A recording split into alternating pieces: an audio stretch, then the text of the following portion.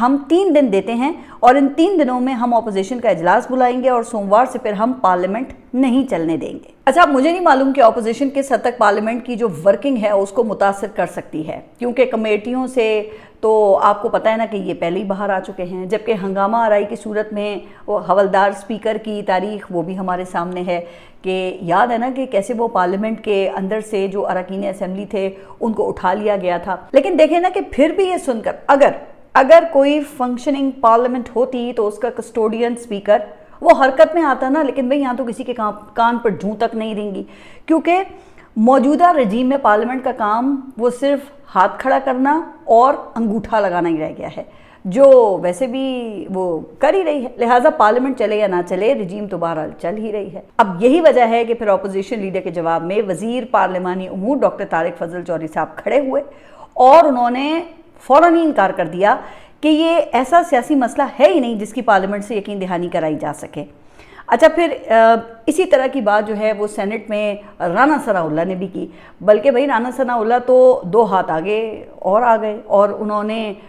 قانون کا فیصلہ بھی خود ہی سنا دیا کہ قانون میں ایسی ملاقاتوں کو سیاسی مقاصد کے لیے استعمال کیا ہی نہیں جا سکتا۔ اب مجھے نہیں پتا کہ رانا صاحب اور ان کی جو جماعت ہے وہ اور ان کے دیگر لوگ بھی جب میاں محمد نواز شریف سے یہ جیل میں ملنے جایا کرتے تھے تو ان ملاقاتوں کو وہ اگر سیاست کے لیے استعمال نہیں کرتے تھے تو کیا منی لانڈرنگ کے لیے استعمال کرتے تھے؟ اچھا، آپ ذرا اندازہ کریں نا کہ سیاستدان سے ملاقات میں اگر سیاست کی بات نہیں ہوگی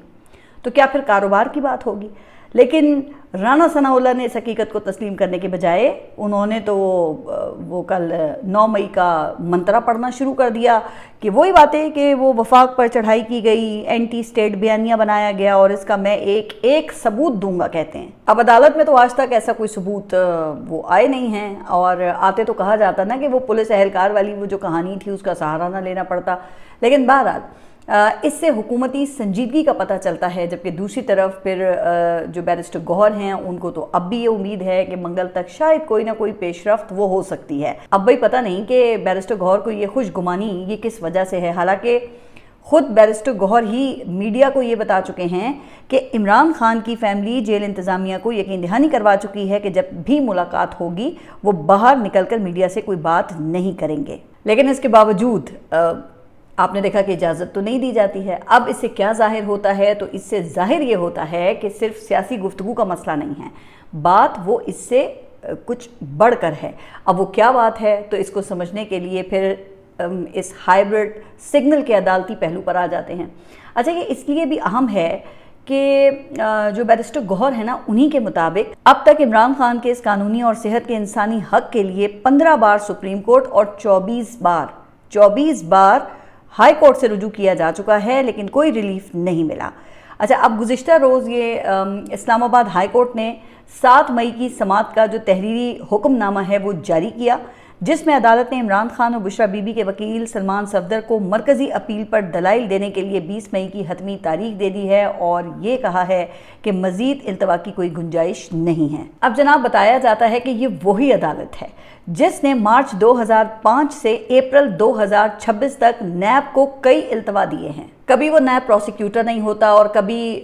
جج صاحب کو کوئی ضروری کام پیش آ جاتا تھا، یاد ہے نا؟ پھر نیب نے جتنا بھی وقت مانگا وہ اسے دے دیا گیا، لیکن اب عدالت جلدی میں ہے۔ کیوں؟ کیونکہ کہا یہ جا رہا ہے کہ شاید اس وقت تک اگلا انتظام نہیں ہوا تھا۔ اچھا، اس دوران پھر یہ 12 سماعتیں ہوئیں اور رپورٹ یہ ہوا کہ ہر سماعت پر عمران خان کا وکیل موجود ہوتا تھا، لیکن 13ویں پیشی پر وہ نہیں آیا تو فوراً حتمی تاریخ دے دی۔ حالانکہ آپ کو یاد ہوگا نا کہ سلمان صفدر کو عمران خان کی طرف سے یہ واضح ہدایات تھیں کہ پہلے سزا معطلی کیس کی پیروی کرنی ہے، لیکن ہائی کورٹ نے 1 سال تک کیس لٹکا کر سزا معطلی کی درخواست وہ مسترد کر دی اور مرکزی اپیل ٹیک اپ کر لی۔ اب اس سے ایک قدم آگے بڑھ کر مرکزی اپیل پر دلائل کی جو حتمی تاریخ ہے نا وہ بھی دے دی گئی ہے، جبکہ ابھی تک عمران خان کو اسلام آباد ہائی کورٹ کے اس فیصلے کو چیلنج کرنے کا موقع بھی نہیں دیا گیا ہے۔ اچھا، تو اس سے اب پھر کیا ثابت ہوتا ہے کہ یہ ڈیڈ لائن یہ آخر کس کی جانب سے دی گئی ہے؟ عدالت کی جانب سے یا پھر سسٹم کی جانب سے؟